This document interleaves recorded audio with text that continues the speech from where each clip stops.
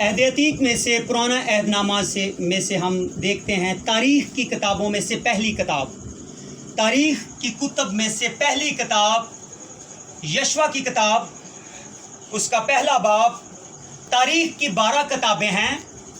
پرانے عہد نامہ کا جب ہم بغور مطالعہ کرتے ہیں تو تاریخ کی 12 کتابیں ہیں، جن میں سے 12 کتابوں میں سے تاریخ کی پہلی کتاب یشوع کی کتاب، اس کا پہلا باب، اس کی 8ویں اور 9ویں آیات مقدسہ، 2 ہی آیات پہ ہم غور کریں گے، اور میرا ایمان ہے میں اور آپ سب ہم ان 2 آیات کے وسیلہ سے برکت پائیں گے۔ ہاللیلویہ، ہاللیلویہ، آمین۔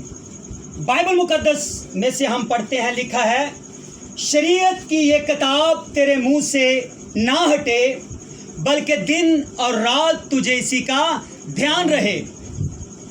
سب سے پہلے میں بتاتا چلوں کہ لفظ یشوع کا مطلب ہے نجات، خلاصی، بچانے والا، چھڑانے والا، اور اس کتاب کا مصنف، اس کتاب کا رائٹر بھی یشوع ہی بتایا جاتا ہے، جو مقدس موسیٰ کا شاگرد بھی ہے، اس کا جانشین بھی ہے۔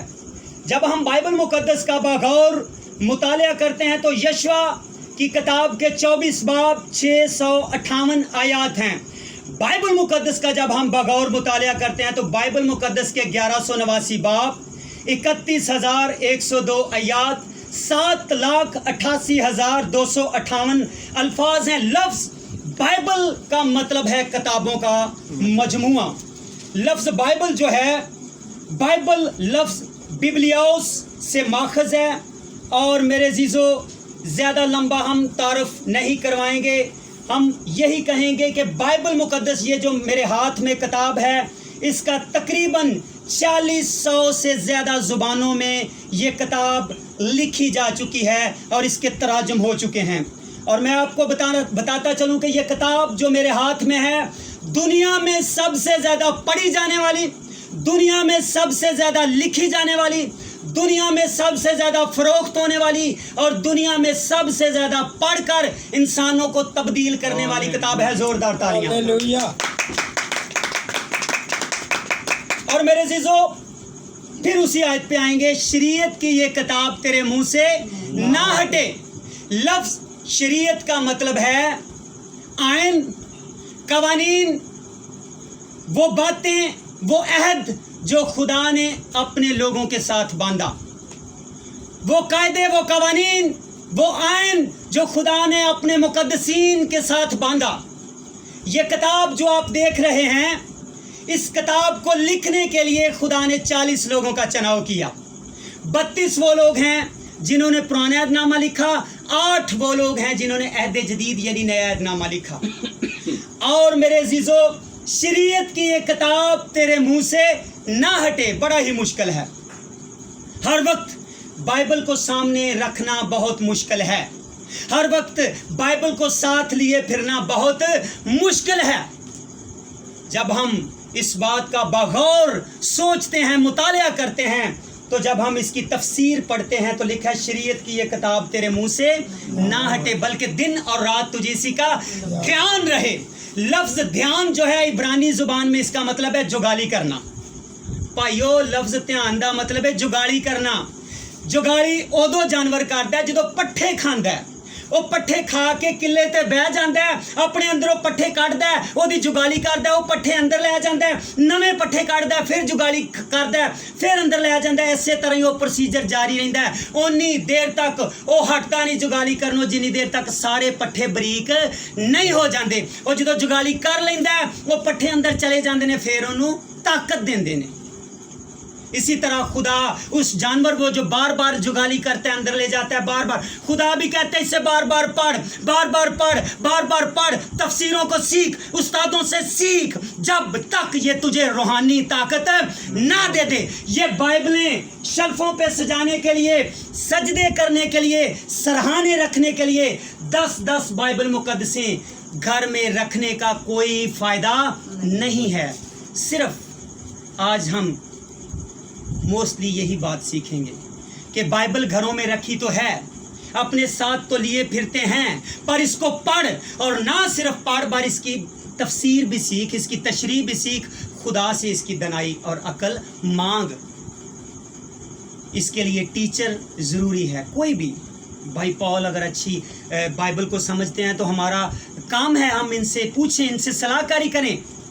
भाई सदीक, भाई आसफ, कोई भी खुदा का बंदा जो आपकी नज़र में आप बाइबल पढ़ते हैं तो बाइबल की साथ साथ तशरीह, तफसीर और खुदा के आगे भी झुकें, घंटों के हिसाब से खुदा को कहें खुदावंद मुझे अपनी अकल से नहीं बल्कि आप अपनी अकल दें ताकि मैं तेरे कलाम को सीख सकूं, इसके गहरे उमीक यूनिक भेद सीखूं, अपने दिल में रखूं और बाद में उस पर अमल कर सकूं। 10 दफ़ा 20 दफ़ा बाइबल पढ़ने से फ़ायदा नहीं जब तक हम इसकी तशरीह और तफसीर नहीं सीखते। रट्टू तोते दा कोई फ़ायदा नहीं। शरीयत की ये किताब तेरे मुंह से ना हटे बल्कि दिन और रात तुझे इसी का ध्यान रहे। और जब ध्यान रहेगा, जब आप पढ़ेंगे, सुनेंगे, सीखेंगे, रुल्क दुस से इसकी तहरीक मांगेंगे, तफसीर मांगेंगे, खुदा के खादमों से सीखेंगे। और लिखा है दिन रात तुझे इसी का ध्यान रहे ताकि जो कुछ इसमें लिखा है उस सब पर बड़े एहतियात से उस वक्त हम अमल कर सकते हैं जब तक इसको गौर से नहीं पढ़ेंगे, इसकी गहराई में नहीं जाएंगे। नहीं जी, यसु मसीह ने भी तो शराब बनाई सी, बाइबल को सिर्फ हमने सुना है। यसु मसीह ने भी तो मैं बनाई सी, बहुत सारे लोग कहते हैं पी मगर मतवाला ना रहे। इसके पीछे लॉजिक क्या है ये हमने सीखना है। खुदा ने क्यों उस वक्त ये मौका मिला, ये लिखने की ज़रूरत पड़ी। बहुत सारी ऐसी चीज़ें हैं इंसान पढ़ता है कंफ्यूज हो जाता है। जब तक खुदा से अकल नहीं मांगेंगे, खुदा से दनाई नहीं मांगेंगे, खुदा के खादमों से नहीं सीखेंगे, हमें कैसे पता चलेगा इसका मतलब क्या है। तो लिखा है और दिन और रात इसी पे ध्यान रहे ताकि जो कुछ इसमें लिखा है उस सब पर बड़ी एहतियात से अमल कर, तब ही तुझे अकबालमंदी की राह नसीब होगी। लिखे है शराबी खुदा की बादशाहत में दाखिल, कलाम पढ़ भी रहे हैं, शराब पी रहे हैं। लिखे चुगली ना कर, कलाम पढ़ भी रहे हैं फिर भी चुगली कर रहे हैं। बड़े ध्यान से पढ़ना है और एहतियात से इसके ऊपर अमल भी कर रहे हैं। अमल भी ज़रूरी है भाई, 10 20 40 दफ़ा पढ़ना ज़रूरी नहीं है, अमल भी एहतियात से। एहतियात का मतलब है खुदा कहता है इस तरफ जाना है, हम बाइबल पढ़ भी रहे हैं फिर भी इस तरफ जा रहे हैं, अपनी मनमानी कर रहे हैं। और तब ही तुझे अकबालमंदी का मतलब है सरबुलंदी, इज्जत तेरी बढ़ावेगा। याकूब दा खुदा आपका भी खुदा है। आज भी बहुत सारे लोग, मैंने खादमों को ये कहते हुए सुना कि इजहाक के खुदा, याकूब के खुदा दे बंदे हो, यस्सू ने ताड़ा मेल करा दिता है, छोटी सी गल है। आज भी लोग कह रहे हैं याकूब के खुदा, इजहाक के खुदा, आपका भी खुदा है, आपका ज़्यादा करीबी खुदा है। वो तो पर्दा ही दरमियान में से ख़त्म कर दिया, तालमेल डायरेक्ट करवा दिया। यस्सू ने कुर्बानी दे के, फिदिया दे के, लहू बहा के आप डायरेक्ट उसको बाप कह सकते हैं। वो आपका पिता, मेरा पिता है, बाप है। आज आपके वसीला से, खादमों के वसीला से, ईमानदारों के वसीला से जो नबी मोजज़े करते थे आप भी कर रहे हैं, जो नबी लंगड़ों को चलाते थे आज आप भी खादम के वसीला से काम हो रहे हैं, रूहें उसके कदमों में अजीब काम हो रहे हैं। तो आज भी फिर भी हम कहते हैं याकूब के खुदा, इजहाक के खुदा।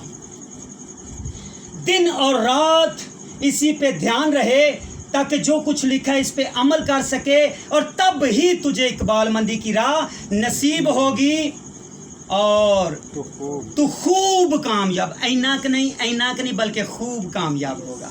थोड़ा जा कामयाब नहीं बल्कि तू खूब काम। आखिरी आयत हम पढ़ते हैं, लिखा है 9वीं आयत में लिखा है, क्या मैंने तुझे हुक्म नहीं दिया था। अब ये बात जो आप हम पढ़ने वाले हैं बड़ी गौर तलब है, आपकी तवज्जो चाहता हूँ। क्या मैंने तुझे हुक्म नहीं दिया था। 4 बातें खुदा ने कही हैं मेरे नज़दीक, द पिलर्स ऑफ फेथ भी कह सकते हैं, ईमान की 4 सच्चाइयाँ, ईमान के 4 सतून, 4 खमियाँ, 4 दीवारें भी आप कह सकते हैं ईमान की। और 4 सच्चाइयाँ जो हैं वो अब सुन ले कौन कौन सी। क्या मैंने तुझे हुक्म नहीं दिया था। पहली बात मजबूत हो जा, दूसरी बात हौसला रख, तीसरी बात खौफ ना खा, और चौथी बात बेदिल ना हो। जब तेरे ऊपर मुसीबतें आती हैं, जब तेरी ज़िंदगी में प्रॉब्लम्स शुरू हो जाते हैं, जब तेरी लाइफ में दुखों के पहाड़ टूट पड़ते हैं, तो पहली बात खुदा ने हमें सिखाई है क्या हो जा, मजबूत हो जा। दूसरी बात खुदावंद कहते हैं हौसला रख, और तीसरी बात खुदावंद कहते हैं खौफ खौफ न खा ना घबरा, मैं यहोवा यरी हूं, मैं मुहैया करूंगा। खौफ ना खा। चौथी और आखिरी बात जो खुदावंद कहते हैं वो बेदिल ना हो, दिल छोटा ना करिए। ये 4 बातें एक ईमानदार की जिंदगी में होना जरूर है। पहली बात हमने बाइबल के ताल्लुक से सीखी कि बाइबल घर में ना रखें, बाइबल फक्त पढ़े ना बल्कि उस पर गौर व खौस करें, इसकी तशरीह और तफसीर खुदा से मांगे, खादमों से गाइडलाइन लें, भाइयों से बहनों से गाइडलाइन जो इसको समझते हैं, खुद भी खुदा से पूछें, इसकी सर्च करें, किताबों से सीखें, खुदा से सीखें, भाइयों बहनों से सीखें और फिर इसकी गहराई में जाकर इसको ज़िंदगी में रख कर और इस पर अमल करें। दूसरी बात हमने ये सीखी है कि ईमान के ताल्लुक से कि हमारी ज़िंदगी में 4 चीज़ें एक ईमानदार बेटी ईमानदार बेटे की ज़िंदगी में ज़रूरी हैं। पहली बात हमने सीखी मजबूत हो जाना है हमने, जब हमारी ज़िंदगी में दुख आते हैं, पहाड़ टूट पड़ते हैं मुसीबतों के। दूसरी बात हौसला कर, तीसरी बात खौफ ना कर, चौथी बात बेदिल ना हो। और फिर लिखा है जब ये सारी चीज़ें हमारी ज़िंदगी में आ जाएंगी, कलाम पे अमल भी करेंगे, फिर आखिर में क्या लिखा है, क्योंकि खुदावंद तेरा खुदा जहां जहां तू जाएगा तेरे साथ साथ रहेगा और चलेगा, तेरे अगे अगे चलेगा और नाल रवेगा। हुण तेरियां लड़ाइयां रब आप लड़ेगा। ये उस वक्त होता है जब हम पूरे तौर से खुदा के बाजू को पकड़ लेते हैं, उसके कलाम पे चलते हैं, हर तरह के जिगजैग, हर तरह की मुसीबतों, हर तरह के प्रॉब्लम्स, हर तरह के दुख, हर तरह की चीज़ों को सहते हैं और फिर भी खुदा को नहीं छोड़ते, टाइम देते हैं, झुकते हैं, कलाम पढ़ते हैं और ये सारी चीज़ें फेस करते हैं। तो फिर खुदा हमारी लड़ाइयाँ खुद लड़ता है, हमारे दुख खुद सह लेता है। हम अपनी फिक्रें उसके आगे रख दें, वो हमारे भार को उठा लेता है। सबसे बड़ी बात है कि यीशु मसीह ने हमारे भार को उठा लिया, यीशु मसीह ने हमारे गुनाह को अपने ऊपर ले लिया, यीशु मसीह ने हमारी बदियों को अपने ऊपर लेके सलीब पे बलिदान दिया। उसने कहा तमाम हुआ। और आज भी बहुत सारे लोग अपने आप को गुनाहगार समझ रहे हैं, मसीह में आते हुए भी, मसीह में रहते हुए भी, ईमानदार होते हुए भी अपने आप को कह रहे हैं मैं गुनाहगार हूँ।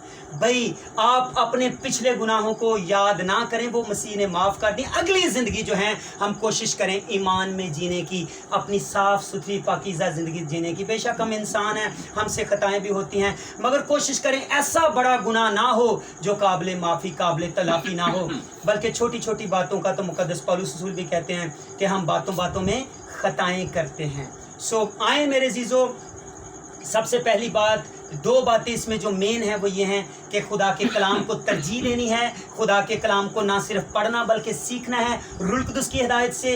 वो टीचर्स, वो बहनें, वो भाई जिसको आप अपने इर्द गिर्द समझते हैं कि ये कुछ ना कुछ हमें बता सकते हैं, खुदा से गाइडलाइन लें, अपना फोकस कलाम पे लें। जब तक हमें कलाम की बातें समझ नहीं आएगी हम मजबूत ईमानदार नहीं बन सकते। दुआ और कलाम ये नहायत ही ज़रूरी हैं, फिर ही हम उसके ईमानदार बेटे बेटियां बन सकते हैं, फिर ही इस लायक ठहरेंगे कि हम अबदी और अजली बादशाहत के वारिस कहलाएं। मसीह खुदावंद के वसीला से खुदावंद आपको ढेर बरकत दे। Thank you so much, God bless you. खुदावंद रोशनी है।